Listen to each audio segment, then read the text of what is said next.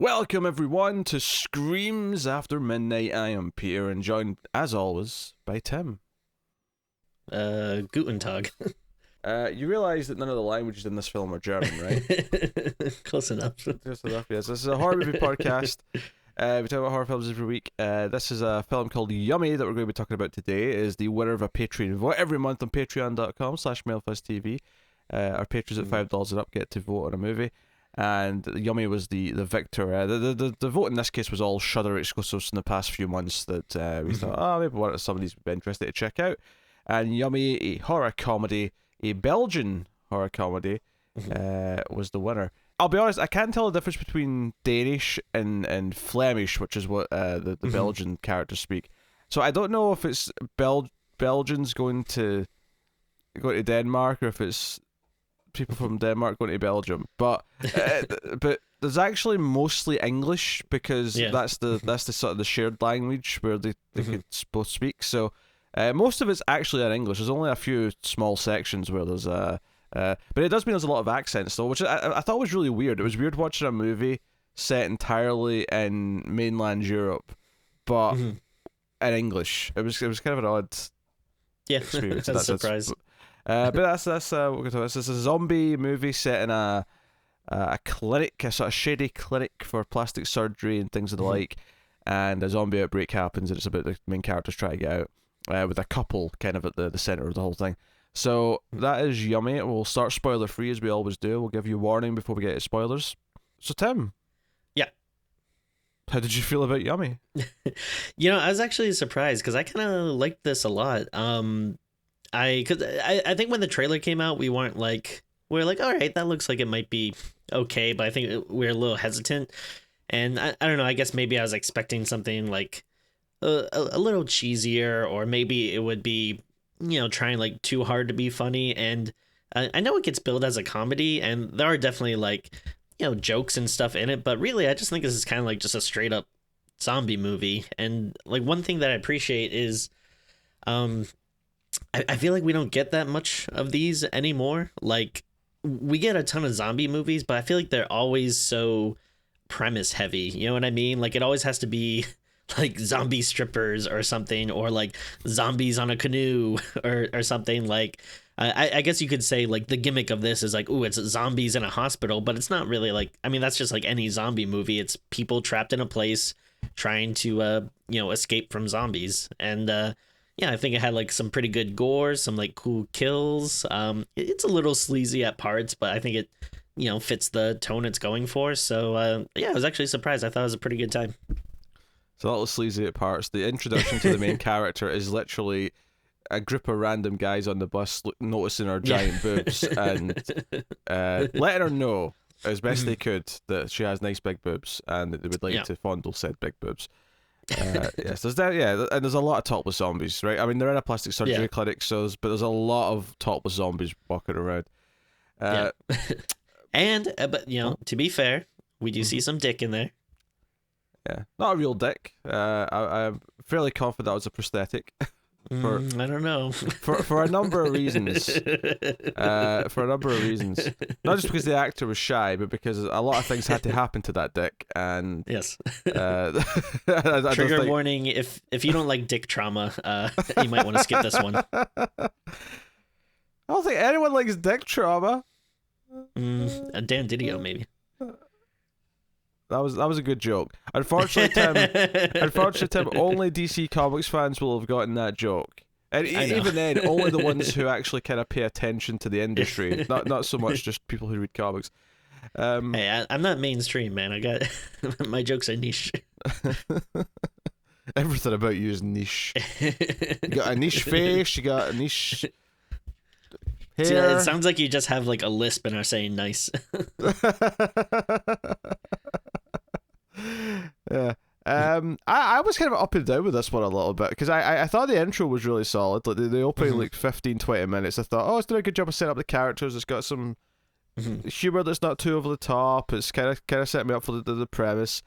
And then there was definitely sections of the movie where I thought this was a bit too generic almost. Some of these sections, and then there's other sections where it felt a bit over the top. And then I will say this.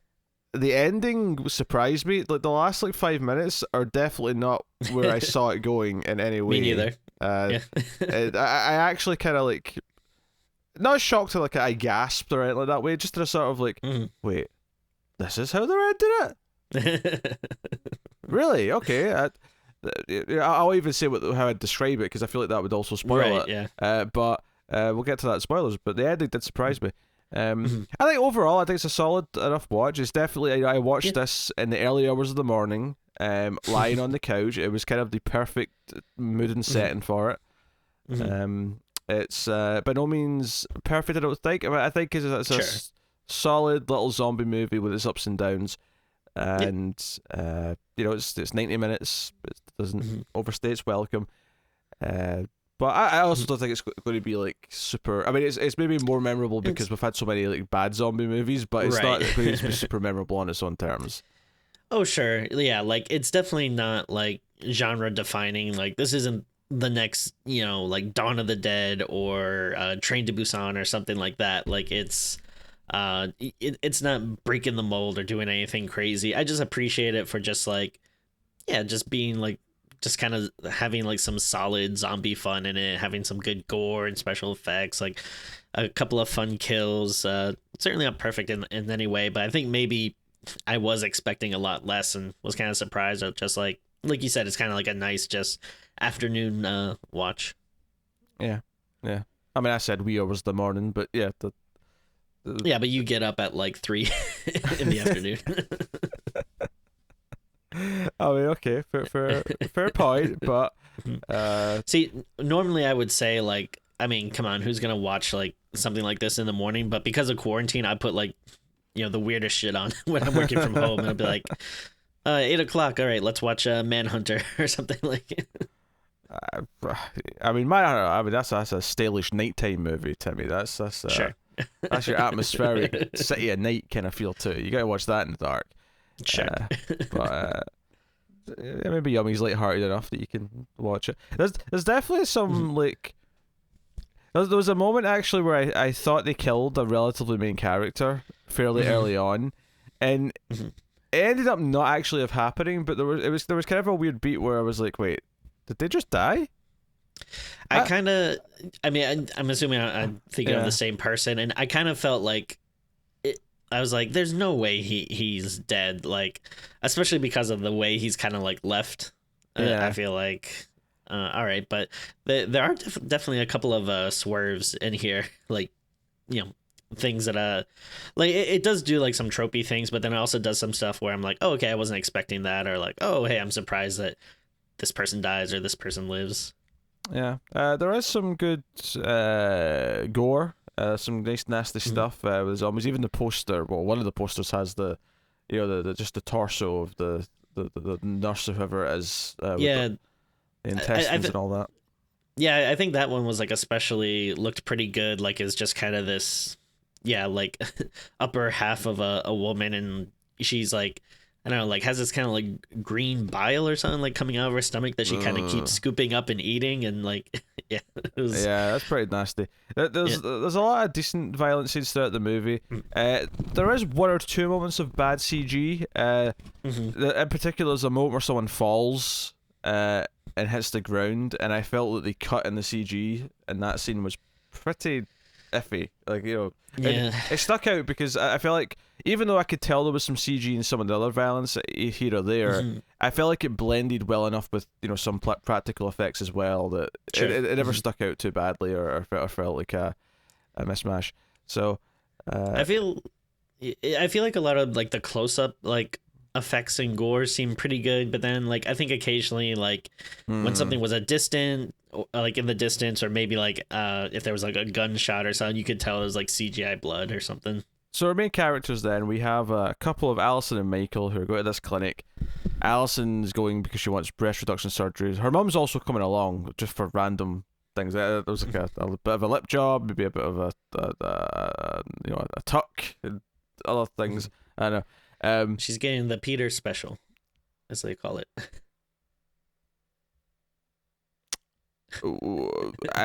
Sure. I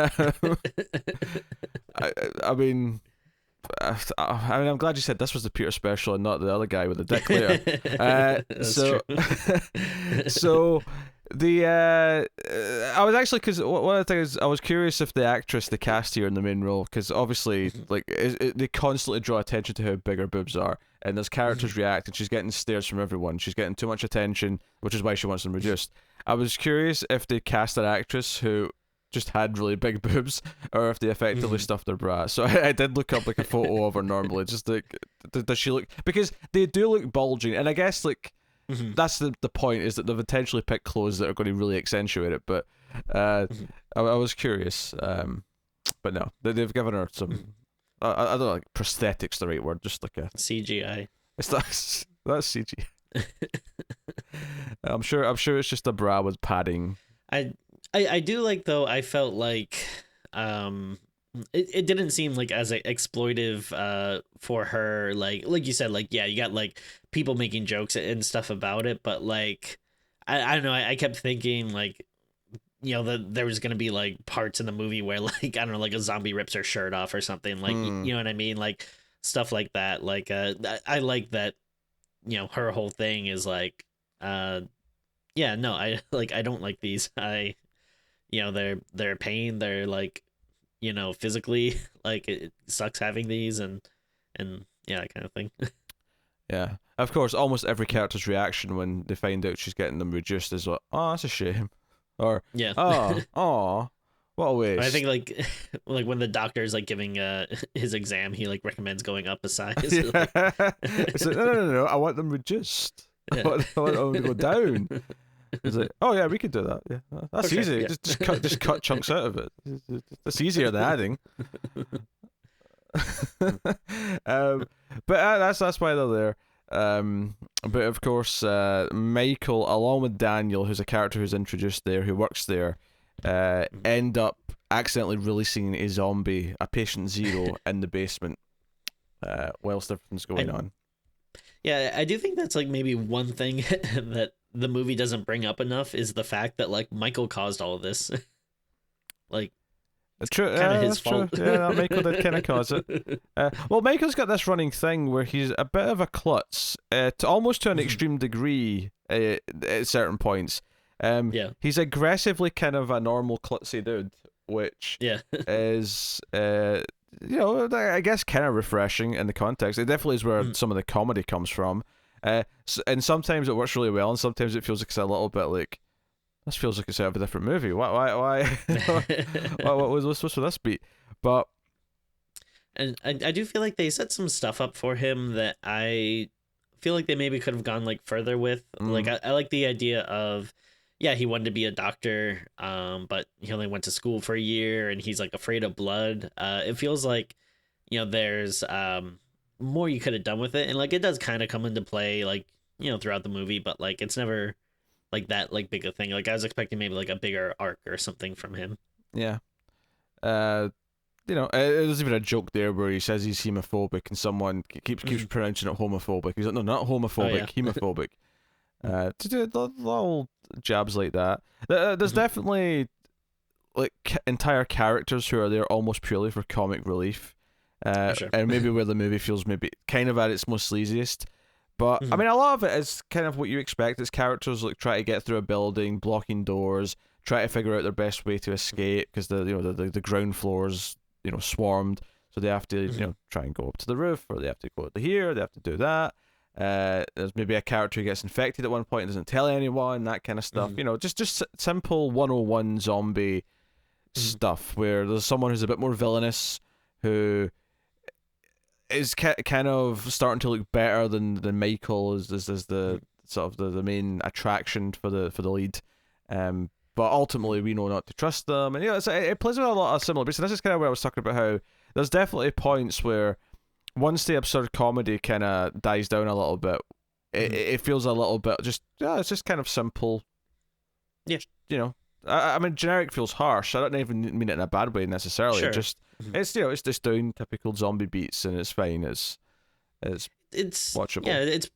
Yeah, it's pretty much like what you would expect from like a standard zombie movie, but yeah, it doesn't necessarily mean it's a bad thing. And you know, I think it does it well enough and keeps you interested enough that maybe it's not like a huge problem that they're not like doing something completely different you've never seen before. Yeah, it's one of these things where you kind of feel like we've got relatively talented people making this, I think, and it just kind of feels like they wanted to do a zombie movie, not because they had necessarily anything new to say or add to the genre, just because they want to have fun doing zombie effects. They want to have fun doing their own zombie beats. And the end result's kind of like, yeah, it's a pretty decent watch if you're into horror movies, you're into zombie movies. You'll sort of, like I say, watch it at midnight or something like that, and it'll be a decent watch, and that'll be it. And you probably wouldn't think about it too much again. Yeah. I think maybe if anything, like, I don't know, I feel like they probably could have gone farther with, like, the fact that they are in a hospital setting. Like, there's a especially like plastic surgery. Like, there are a few kills that do work off of that, but I definitely feel like they kind of utilize that like a little better. Maybe thought of a few more creative things. Like, I mean, again, I'm not like. It's not like I'm upset with what we got, but I feel like maybe it was like a little bit of a missed opportunity. But yeah. Yeah. So that's basically it. I suppose we'll give the spoiler warning. I'll take this time to thank our Patreon producers for the month. At the time of recording, these can change a little bit by the time they actually go out. But thank you to Alison M. Fordyce, Tyler Hess, Cindy Palacios, David Sharp, Board Now, Zammer Jammer, Al Tribesman, Christopher Moy, and Brett Williams. They are Patreon producers for the month of August. So thank you to you guys. That means they're all $20 or above patrons, but you can of course support us for as little as $1 per month, and for that $1 you get an exclusive bonus episode of Streams After Midnight every single month, and there's a whole back catalogue of about 20 or so movies. You get extra bonuses in October as well for the Octoberthon, so go and have a look. That's just $1 a month, and then if you go up higher to the other tiers, $5 gets you voting rights once per month, as well as early access to all the review episodes by a day. We actually have a new vote at the $10 premium tier, which is for helping us pick the newer films, kind of like this one that we'll do from month to month. So go and have a look and see if you're interested in all that stuff, and help keep all the content coming. But yeah, so full spoilers for Yummy, which if we didn't mention earlier, you can find on SHudder. It's a SHudder exclusive. Oh, yeah. So full spoilers. So. I suppose we'll maybe work through some of the kills and stuff to begin with. I don't know.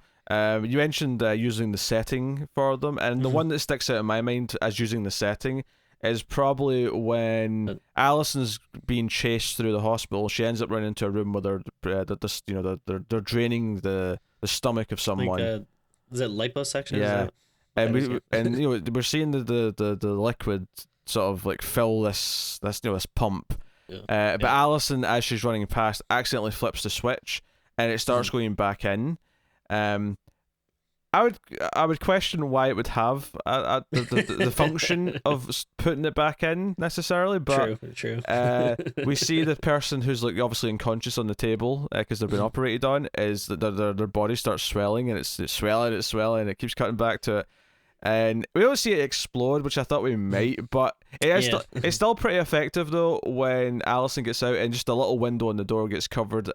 We hear the pop, and there's just like blood and like the sort of yellowy gooey substance hits the window, and it's like, okay, that's pretty disgusting. Even without seeing the full thing, that was pretty disgusting. So yeah, and like I thought that was like really cool and a good use of the environment, and I kind of expected more stuff like that, like But yeah, unfortunately, I can't really. That's like, probably like the most interesting or effective one. And I can't really think of like too many other ones where they, kind of use like their setting or kind of the tools they have there disposable like that.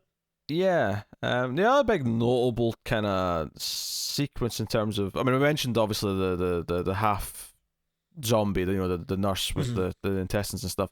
There's a lot of intestines in this movie. Intestines are really disgusting, right? It's actually really disgusting when you think about it. We all have all these intestines in our body that you can just pull out, and there's just, Oh, yeah. feet and feet of intestines. Like, oh my God. Yeah. If you stop and think about the human body too much, it's kind of a horror show. Yes, the inside of the human body is absolutely vital.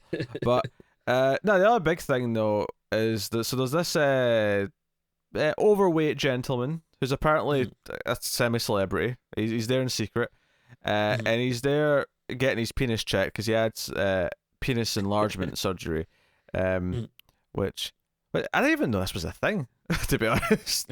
If it's even real, I don't know if it's real. I think it was funny. What was the joke? Like he says like he got like a. Does he say like he got an enlargement and then he like quickly backtracks and I was like, oh no, I mean reduction, or did he say like? No. The joke he says when he's pulling it out, which we'll get to why he's pulling it out in a minute. But he says, "Oh, I got a penis enlargement, a little enlargement that is." Yeah. That was kind of funny. Yeah. Because the first time we see him, the doctor's checking. You don't see what he's touching. Obviously, you just sort of see the implication that he's like oohing and ahhing and like squeezing his dick or whatever.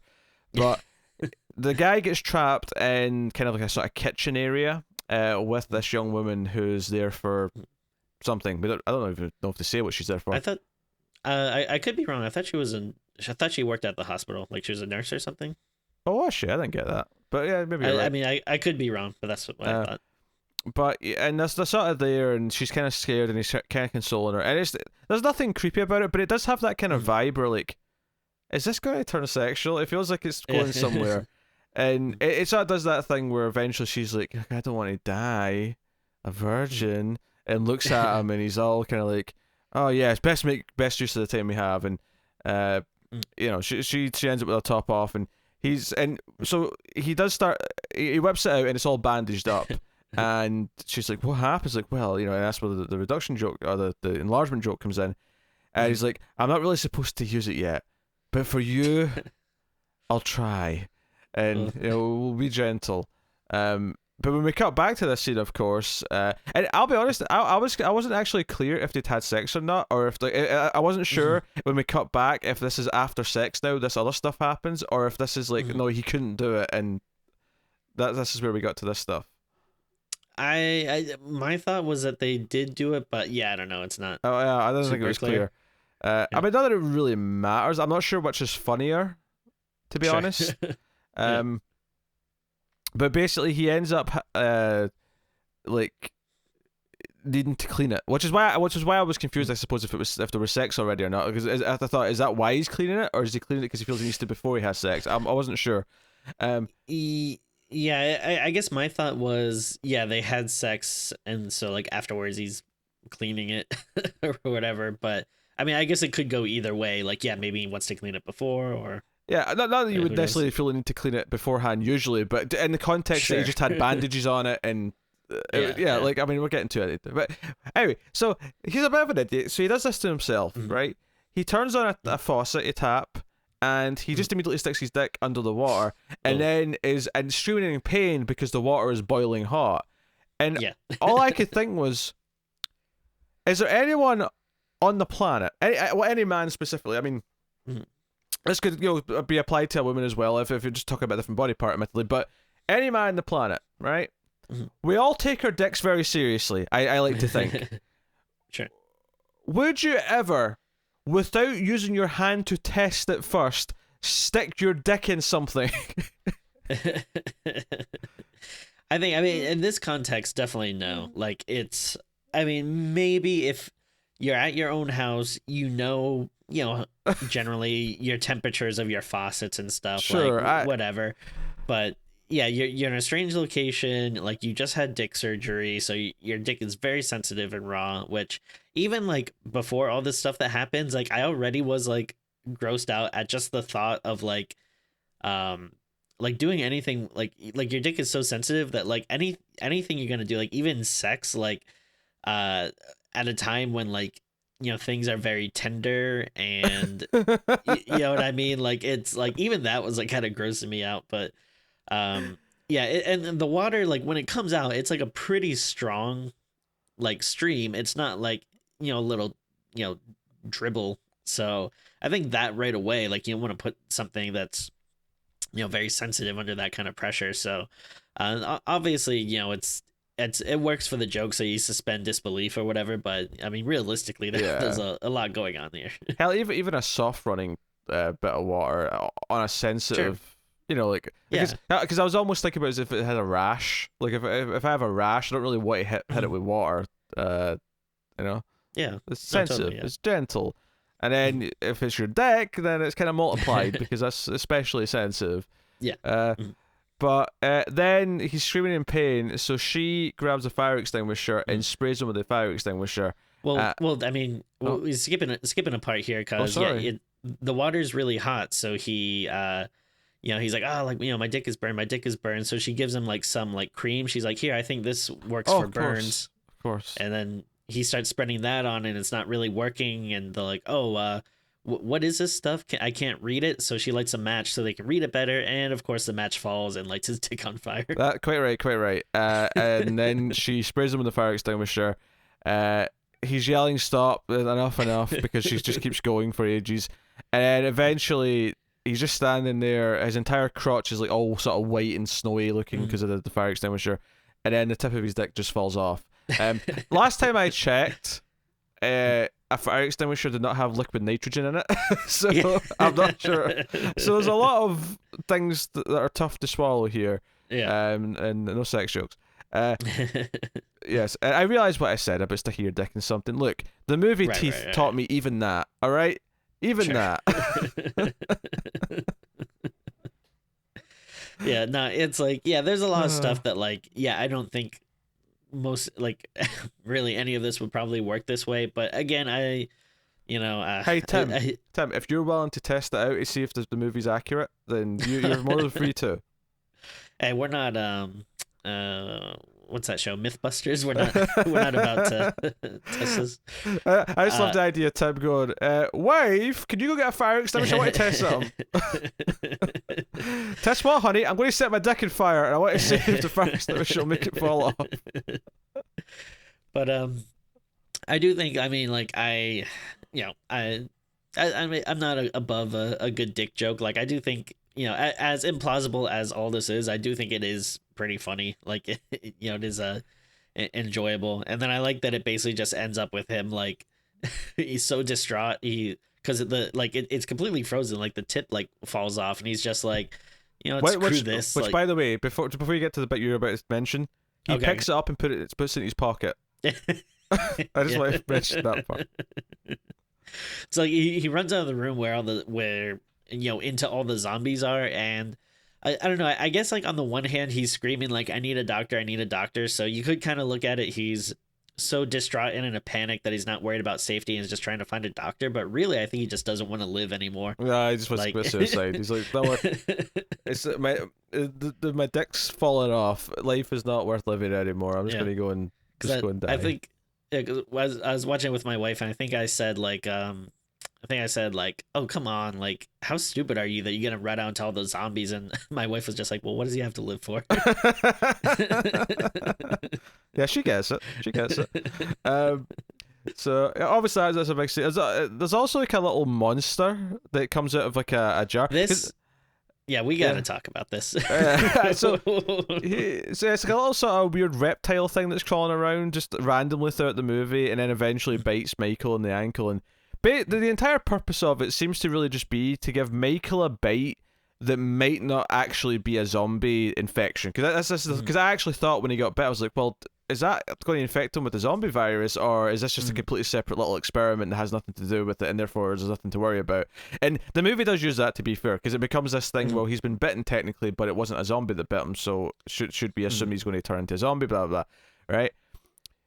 And I kind of appreciate this in a weird way, because most zombie movies don't do this. They don't do the Resident Evil thing, where... That's exactly what I was thinking of. Because when I saw this thing, I went, that's really weird and random, but then I thought about it and went, well, no, I'm a Resident Evil fan. Like, in Resident Evil, you have, like, okay, they created the T-virus that made the zombies, but they also had, like, random other things in test tubes that jumped out. Yeah, you got, like, the hunters, the lickers, like, it's totally that. And it's not like the... sorry, go on. I was going to say, this is like a hunter baby. Yeah. This is like a baby version of a hunter. But yes, go on. I know, I was just going to say, it's funny because it's not the first, or it's not the only thing that reminded me of, like, Resident Evil 2. Like, we'll get there, like, later, but, like, I don't know, it also kind of has, like, like, secret tunnels and stuff that I'm like, okay, I kind of, like, I don't know if they're intentionally going for this, but I am getting a little bit of Resident Evil vibes, which I appreciate. I think that's just maybe the sewer system rather than secret tunnels, but... Yeah, but I don't think like Uh, I don't know. I still don't think like most buildings just have like this access to these like big sure. sewer like tunnels and stuff. Yes, but most buildings have to dispose of probably tons of human fat and other It's garbage. true. That's my guess. I know that's how I'm justifying it in my head anyway. Um, no, so this thing's crawling around, and so it comes because we find out throughout the movie that basically the doctor, although with the assistance of the other like doctor, so there's the main doctor dude, Doctor K. That's really easy to remember. Mhm. And then there's Yanya. I don't know how to pronounce it. It's two J's, but Mhm. obviously this is a language where they do a lot of Y's for J's, Yeah. and the sound. Sounded like she had I'm assuming that was a Russian accent. Oh yeah, it sounds kind of like that, yeah. And she's actually the one who spearheaded all this. She's like responsible for it all, but and She's like the Wesker. Of... she kind of is, and she actually kills the main doctor because the main doctor knows that she's behind it more than he is, and she sort of is like, oh well, he was bitten, he was infected, so I was saving us all by killing him, but it's actually to cover her own ass. So but we find out that this came from like trying to develop something to keep people young, and that inadvertently turned into a zombie virus. But yeah, there's a lot of shady experiments going on in the basement area, and that's where this other reptile weird thing comes from. So it is kind of like a low budget umbrella corporation in a lot of ways. Yeah. So I can respect that a little bit. Yeah, it's like it's just weird enough, but like they don't like make too big a deal about it that I kind of appreciate it. Like if it takes over the whole movie, I don't know if it would work, but as like this really weird random side thing, I don't know, I kind of like it. Yeah, because you see it crawling around a few times, and they just kind of kick it away. It's just because Michael eventually at one point is caught off guard and he's bitten the ankle, and it's like okay, all right, so where we go with this? All right, interesting. And then we never see it again. It's because of course we don't, because he stomps on it. He splats it right there and then. So yeah, that's that.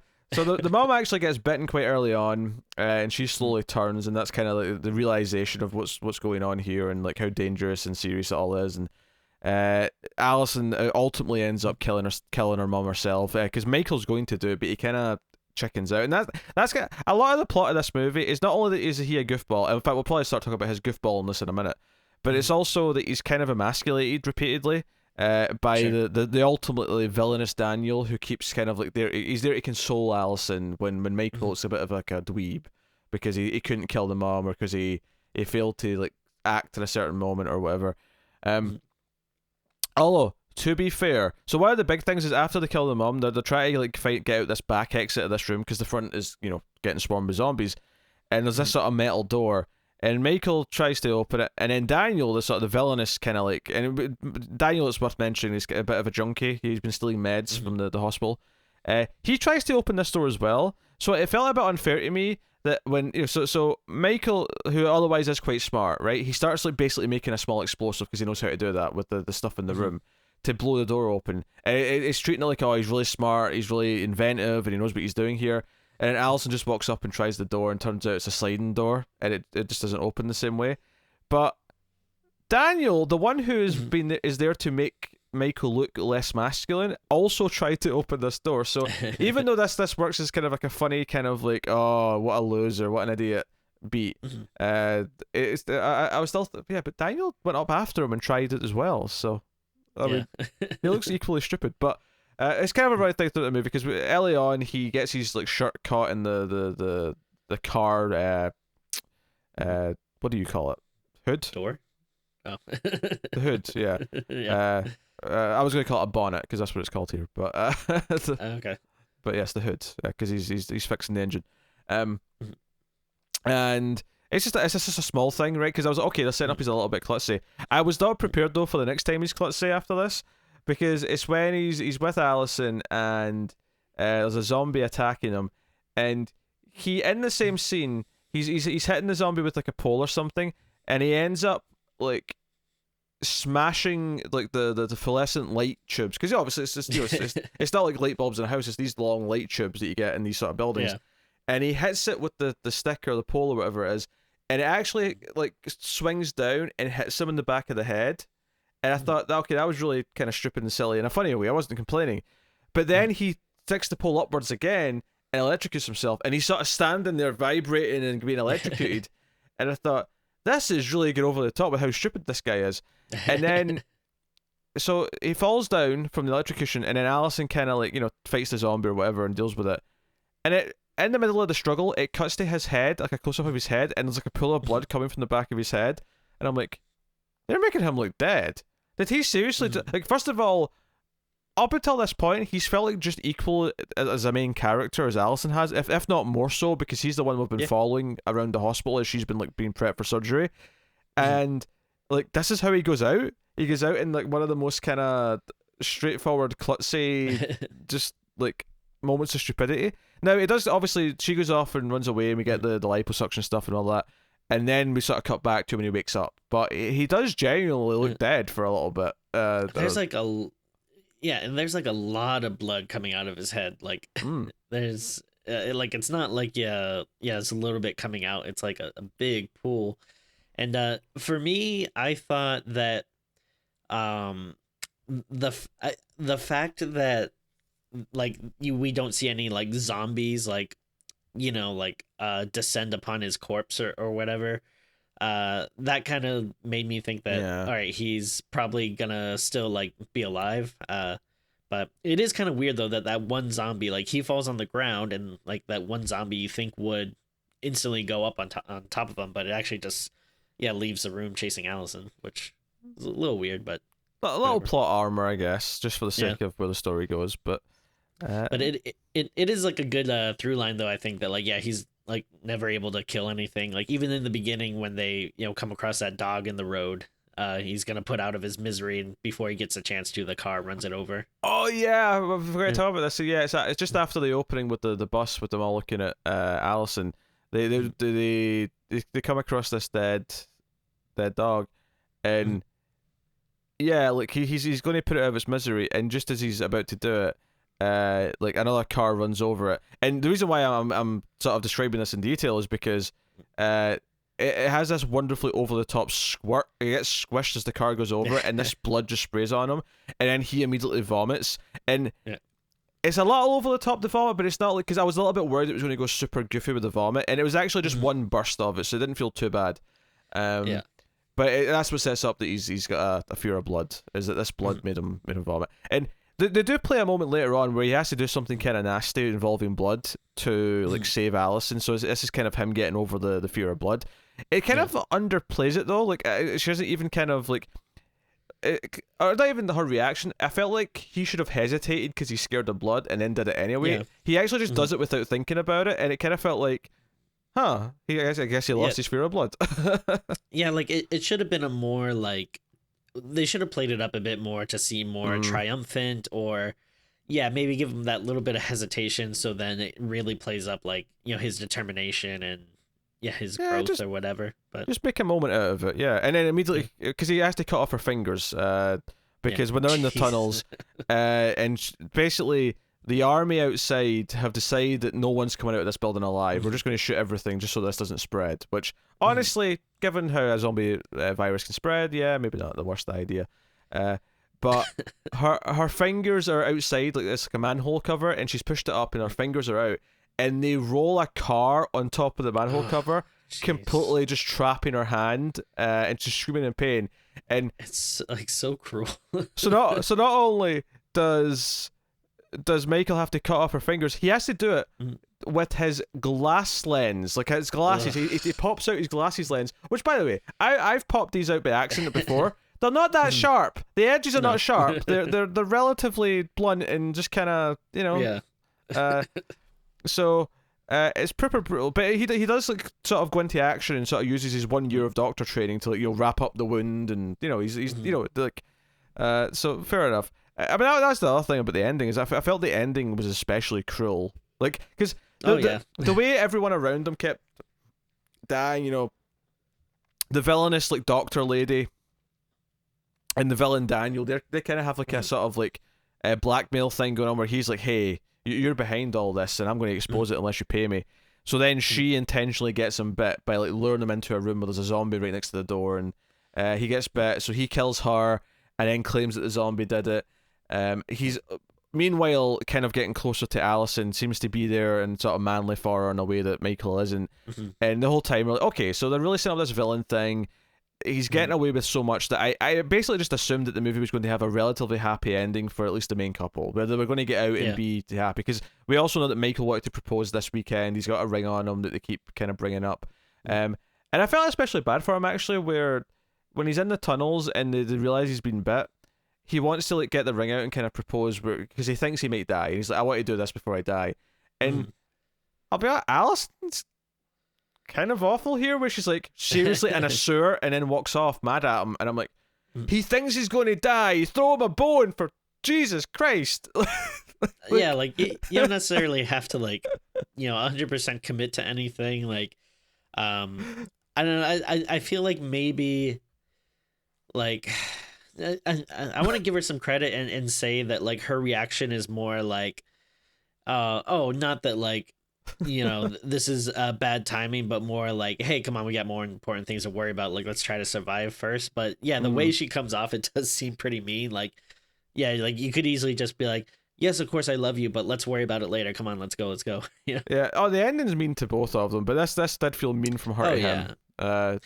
For sure. It's like I don't necessarily need I don't need like a happy ending necessarily, but like this did feel overly like dark and cruel. Overly cruel, yeah, because I mentioned that the soldiers are kind of shooting everyone. We learned that because the woman who was with the fat penis guy, she is like, they discover her later because we end up with a group. Once they're in the room with the mom, the main doctor dies, but there's another doctor who's with them who gets his arm like shredded. By the way, he gets his arm cut like a shredder and is walking around with one arm.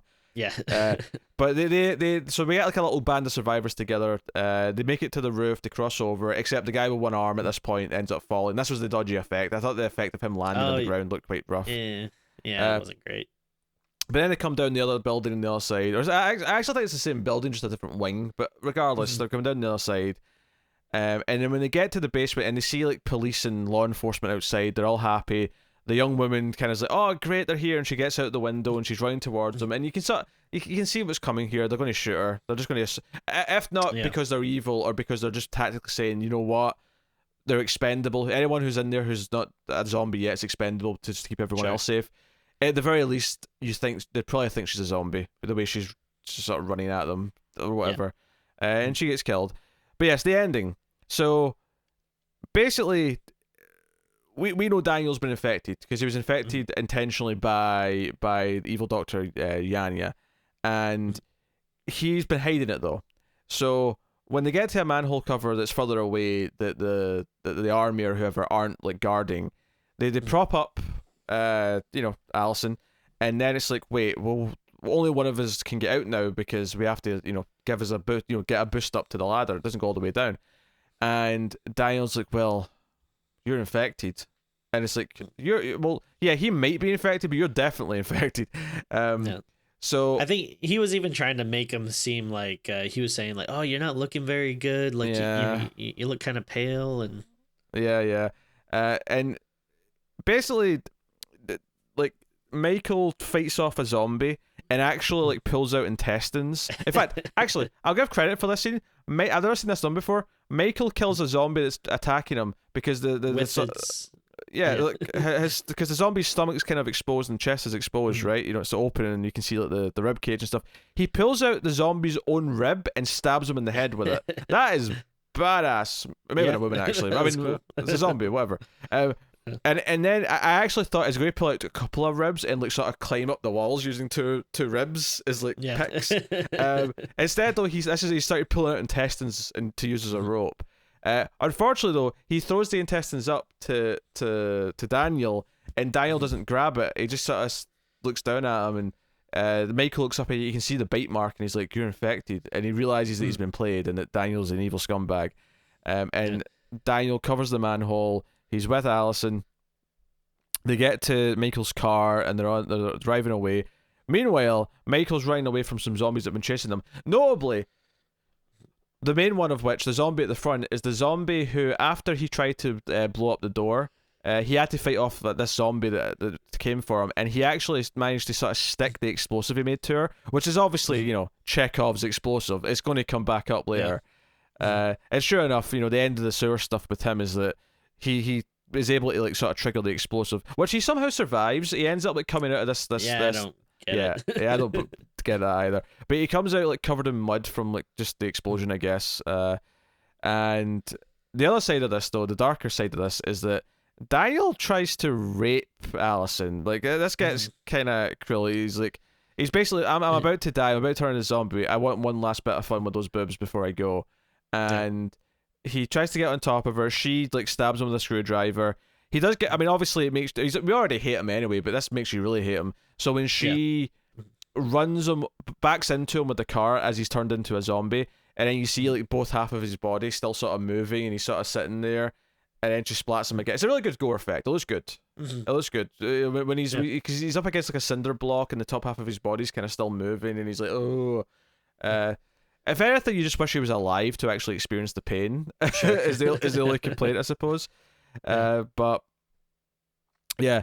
So I mean, and this is not even why the ending's cruel, because at least at this point, okay, yeah, that was evil and vile, but he's got his comeuppance. It didn't get too far either, which is you can appreciate. It's just sort of like implied, and then she gets to kill him.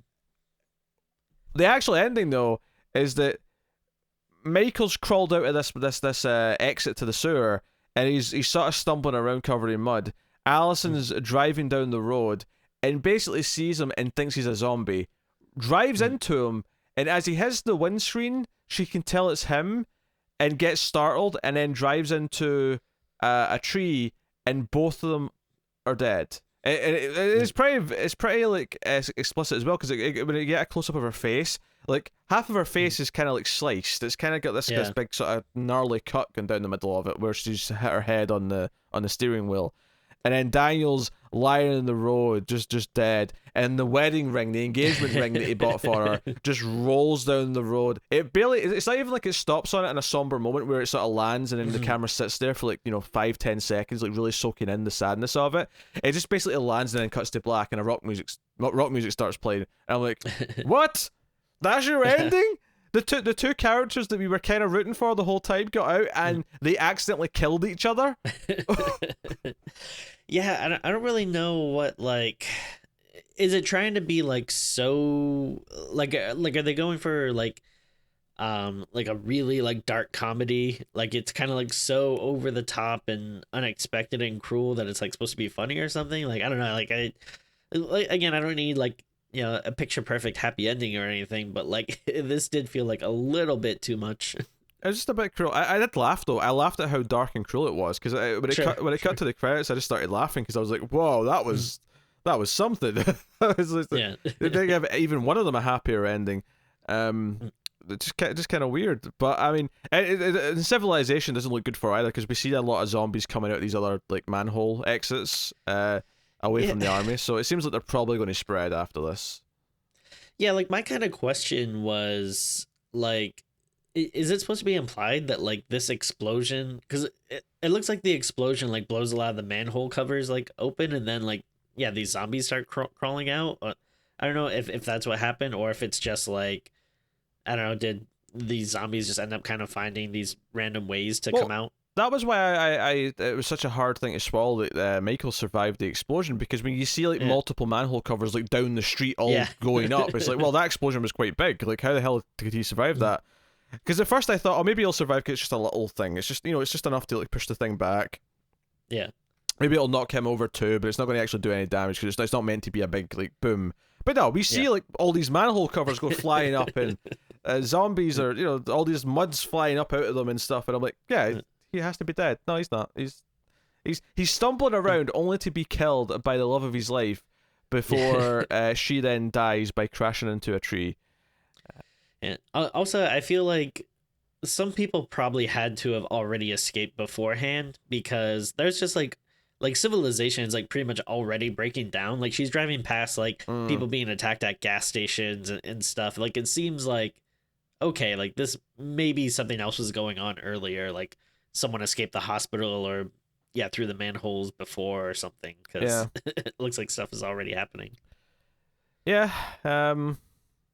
Not a bad movie though. I mean, no, But it gave us stuff to talk about. There was stuff to like, stuff Sure. to kind of make fun of or dislike, and some good gore. And I mean, like ultimately, it was a fun little package, without ever, I think, really elevating to like great territory or even. Yeah. I don't even know if I'd go as far as say it's outright good per se, but it's definitely decent with good things in it. Does that make sense? Yeah, no, I get what you mean. I think I'm a little more positive than you, but I don't necessarily disagree though. Like again, it's not doing anything like completely new. It's not like changing the rules or anything, or like it doesn't make you go like, oh my god, yes, this is like a new zombie classic. But again though, I think it does like a good job at what it's doing, which is just trying to be like a fun zombie movie. Yeah, I'm not mad I watched it, and it's I'd say it's a fine streaming movie, and it just so happens that it's streaming on SHudder, and No. presumably will be forever because it's exclusive. Yeah. So. Yeah, no, definitely. Like in terms of a streaming movie, like this is kind of what you want for, that kind of thing. Like a nice, something that doesn't bore you, something that is kind of interesting. Has some like good kills, good effects, and it doesn't necessarily have to, be something that you're like, oh my god, I love this. I want to put out a special collector's edition Blu-ray or something. It's like, no, it doesn't have to be that, but again, like I think from the trailer my expectations were a little low, so I think it helped when I was like, oh, I'm surprised this actually is not bad. Yeah. I will say we didn't mention the opening scene of the movie, which is like they're disposing of like bodies down in, like the furnace area. And oh sure. Yeah. This actually gave me like a weird like false expectation, because when I saw like the presumably zombie hand coming out the furnace and grabbing the guy, I actually wasn't expecting like a virus or like a medical reason why the virus, why the zombie thing exists.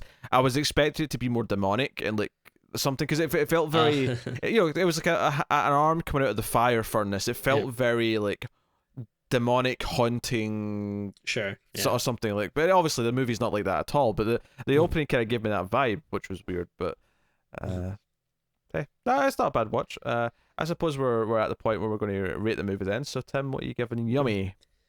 I'm gonna give it a pretty good score. I'm gonna go a straight 7. Which like to me, like it's good, but it's not great. But it's effective. And then like we said, just a lot of good gore, good kills, but there was definitely faults. Like like like you said, there's a few things here and there that are kind of dodgy, and I don't know, like maybe it might be like a little uneven in terms of like there are some pretty goofy moments, and then there are some moments that's like, oh well, this just feels like a straight zombie movie. It's not like it's not like something like Shaun of the Dead, which is like it's a great zombie movie, but it's also like a great comedy. Like there's and it really blends it well together. Like this, it does kind of feel like the zombie parts and the comedy parts are their own separate thing. Doesn't mash as well together. But again, though, I do think it's all still very enjoyable and nice, easy watch. So 7 for me. Yeah. I'm probably probably reflective of how we spoke about it. I'm going to touch lower and go with a 6.5. I think that's where I land on it. Perfectly fine watch though. I'm definitely not mad I watched it. If you made it this far in the review, put the word boobs into the into the comments. Although I want it spelled BEWBS.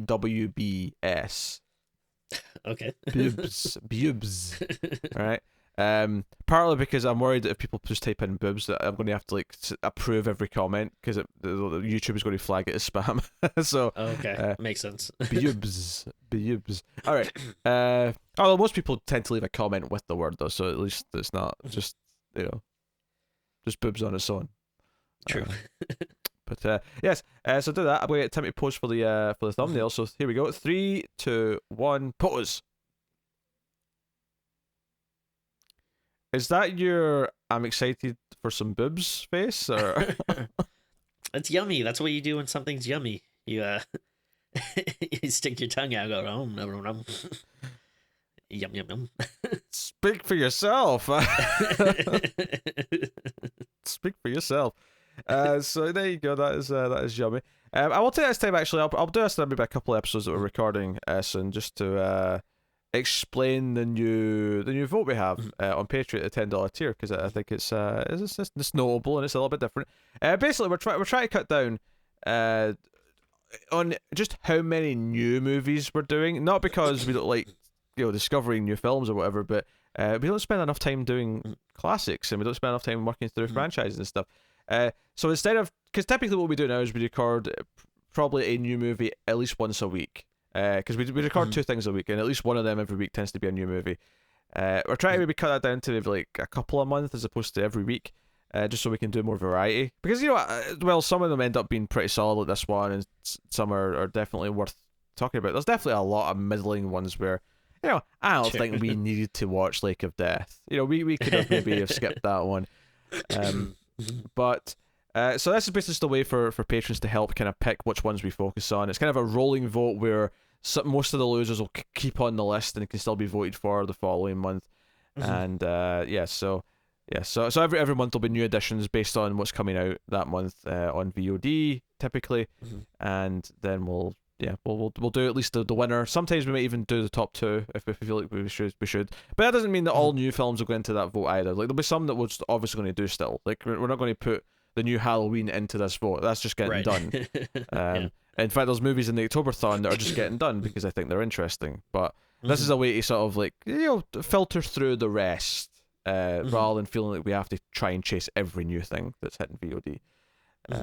But if stuff doesn't win or doesn't get picked, it doesn't mean that it's gone forever. There's catch up season, and then maybe it goes into other sort of theme votes down the line or something. But nothing's locked away forever. Yeah, and there's still the crypt too. So if there's maybe something that we don't put on there, but you want to put on the crypt, like, go for it. Yes, the crypt, which is available to all of our $5 patrons. You can add movies to us. In fact, there's a link in the description to the current crypt list of all the movies that we might pick from. So yeah, go and have a look at Patreon and see if you're interested in that. Otherwise, though, please do liking super important. It's the free way to support everything we do and help keep all the content coming. More people will find us, and we can grow and have more streams after more midnights. Some to that effect. Of course, you can also get us on Twitter at Streams Midnight, and you can check out other content from Melfest TV. I guess that's me. I don't have anything else to promote. So thank you very much. Also, look out, actually, one more thing. Look out for the Streams After Midnight stream that me and Tim do once a month. I mean, there's a goal on Patreon to keep that coming, but we're comfortably over it right now, so I think you're good for the time being. So look forward to that stream once every month. So thank you very much. Keep watching scary movies, guys, and we will see you next time.